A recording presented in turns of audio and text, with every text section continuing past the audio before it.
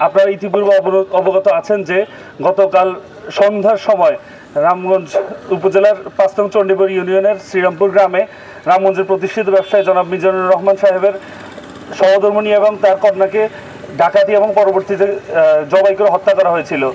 ওই সকল দুর্বৃত্তের সুষ্ঠু তদন্তের প্রেক্ষিতে এদেরকে আইনের আওতায় নিয়ে আসা। কারণ কিছুদিন পূর্বে, বেশি দিন হয় নাই, গত মাস কয়েক আগেই এই চণ্ডীপুরে একই রকম ঘটনা ঘটেছিল চণ্ডীপুরের কালুপুর গ্রামে। এর কোনো বিচার আমরা এখন পর্যন্ত দেখতে পাইনি। শুধু নৃশংস একটা ডাকাতির ঘটনা আমি তো বলবো না। এটা আমাদের কি মেসেজ দিচ্ছে আমাদেরকে? আমাদের সমাজে আজকে চণ্ডীপুরে হচ্ছে, কালুপুরে হচ্ছে, আমাদের বিভিন্ন জায়গায় হচ্ছে। এই মেসেজটা শুধু একজনকে দিচ্ছে না, এটা আমার সমাজের যে অধপতন হয়েছে, আমার আইন শৃঙ্খলা বাহিনীর যে অধপতন হয়েছে, আমার রাষ্ট্রের যে অধপতন হয়েছে, তার একটা উৎকৃষ্ট প্রমাণ আমরা পাচ্ছি। কেন আজকে আমার ঘরে নিরাপদ নয়? আমরা তাহলে কোথায় নিরাপদ? আমাদের রামগঞ্জ উপজেলা প্রশাসন তারা কি করে? রামগঞ্জে আমি যা দেখি, ওই যে তরুণ যে ছেলেগুলো আছে, ছাত্ররা আছে, তাদের বাইক ধরে রাস্তার মধ্যে ধরে ধরে নিয়ে টাকার বিনিময়ে আবার ওই বাইকগুলো ছাড়ে।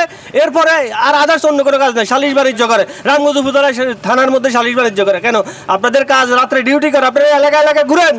আপনারা না পারলে আপনারা শান্তি কমিটি করেন, যেভাবে আমরা সবাই সব নিজ নিজ এলাকায় সহযোগিতা করে। সামাজিক সংগঠন আছে রামগঞ্জ উপজেলার ৭৫ থেকে ৮৫টা, ওদেরকে অ্যাক্টিভ সামাজিক সংগঠন যারা, তাদেরকে নিয়ে আপনারা কাজ করেন। আমরা সবাই তো স্বেচ্ছায় শ্রম দিতে চাই, আমরা সবাই তো চেষ্টা করতেছি।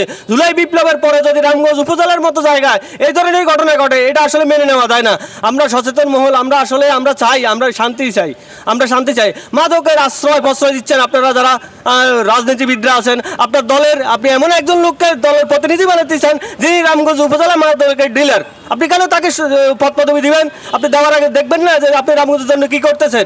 আপনি যে রামগঞ্জ উপজেলার জন্য এমপি হয়ে আসতে চান, আপনি যে আমার কাছে ভোট চাইবেন, আমি কিভাবে আপনাকে ভোট দিব? আপনি তো শুরুতেই আপনি ভুল করে ফেলছেন। আপনি মাদক সেবী, মাদকের ডিলার, মাদক যে বিক্রি করে, তাকে আপনি রামগঞ্জের প্রতিনিধি বানিয়ে রাখছেন আপনার সবার জন্য দেখাশোনা করার জন্য। তাহলে একজন চোর বাটপার যদি আপনি আমার জন্য প্রতিনিধি বানান, আমি আপনাকে কিভাবে বিশ্বাস করব? আর আপনি চিন্তা করেন, জুলাই বিপ্লবের পরে রাজনৈতিক পট পরিবর্তন হয়েছে, সামাজিক সব কিছুর পরিবর্তন হয়েছে। আপনি রামগঞ্জ উপজেলার জন্য, রামগঞ্জ উপজেলায় যে আপনি প্রতিনিধি হয়ে আসতে চান, আপনি কি করছেন? আপনি রামগঞ্জ উপজেলার জন্য মাদকের বিরুদ্ধে কোনো একটা প্রোগ্রাম করছেন, শিক্ষা বান্ধব কোনো প্রোগ্রাম করছেন, স্বাস্থ্যের যে অবস্থা এগুলো প্রোগ্রাম করছেন। শিশু দর্শন থেকে শুরু করে রামগঞ্জের হত্যা কি না হয়েছে, আপনারা কার প্রতিবাদ করেছেন? কোনটার জন্য বিচার চাইছেন? কোনো রাজনৈতিক দল থেকে আমরা এই ধরনের কিছু আশ্বাস পাই নাই, বা কোনো প্রতিবাদ সমাবেশও দেখি নাই। আমাদের দুঃখ লাগে, কষ্ট লাগে যে আমরা এই এলাকারই সন্তান, এই এলাকার সুখ দুঃখ আমাদেরকেই বহন করতে হবে। আজকে ওই একজন ইসাপুর হয়েছে, কালকে যে আমার মা হবে না, আমার বোন যে হবে না, তার গ্যারান্টি কি? তার নিরাপত্তা দিবে কে? এই নিরাপত্তা দেওয়ার দায়িত্ব রাষ্ট্রের। আমরা রাষ্ট্রের কাছে, এই প্রশাসনের কাছে আবেদন জানাই যে তারা যাতে অতি দ্রুত এই সন্ত্রাসীদেরকে গ্রেপ্তার করে তাদের দৃষ্টান্তমূলক মৃত্যুদণ্ড বাস্তবায়ন করে, এবং যারা এর সাথে জড়িত ইন্ধনদাতা, আমার মনে হয় এটা হচ্ছে কি পরিকল্পিত হত্যা। কারণ কি, চণ্ডীপুরে এর আগেও আরেকটা হত্যা হয়েছে সেম একইভাবে জবাই করে।